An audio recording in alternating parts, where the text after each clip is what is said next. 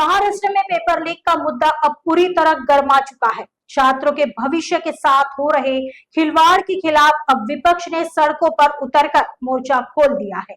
सिंधुदुर्ग से विरोध प्रदर्शन की एक ऐसी अनोखी तस्वीर सामने आई है जिसने सीधे सरकार की कानून व्यवस्था और शिक्षा प्रणाली पर बड़े सवाल खड़े कर दिए हैं। दरअसल राज्य में लगातार हो रही भर्ती और प्रवेश परीक्षाओं में कथित पेपर लीक के खिलाफ आज ठाकरे गुट के कार्यकर्ताओं ने अनोखा आंदोलन किया। सरकार का विरोध करने के लिए कार्यकर्ताओं ने बीच सड़क पर बकायदा एक पेपर बिक्री का स्टॉल लगा दिया।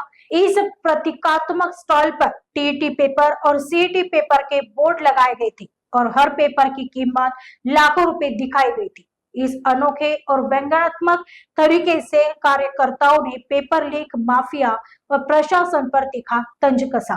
हाथों में सरकार विरोधी बैनर और पोस्टर लेकर प्रदर्शनकारियों ने जमकर नारेबाजी की।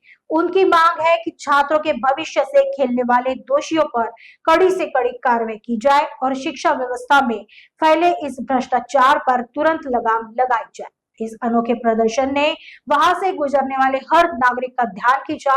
इस पूरे आंदोलन और छात्रों की मांगों को लेकर युवा सेना प्रमुख मंदार शिरसाट ने सरकार पर क्या निशाना साधा है, आइए सुनते हैं। निश्चितच हे उपरोधिक आंदोलन आज आमच्यावर करण्याची वेळ आली आणि या सरकारने आणली आहे। गेली 1 वर्ष बघितलं तर मुलांच्या भवितव्याशी कोणतंही देणं घेणं नसलेलं हे सरकार आहे।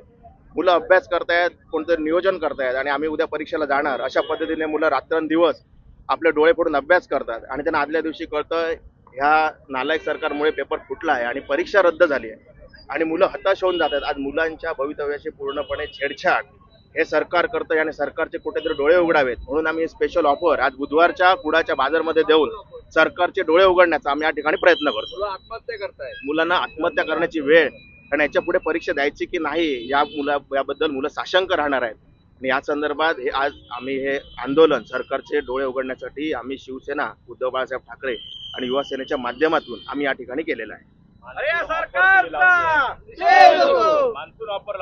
मान्सून ऑफर म्हणजे काय, आता शिक्षण मंत्री विकतातच आहेत ना पेपर, ते ऑफर देत आहेत, आमदार खासदार फोडतायत आणि आता मुलांचं भवितव्य फोडतायत।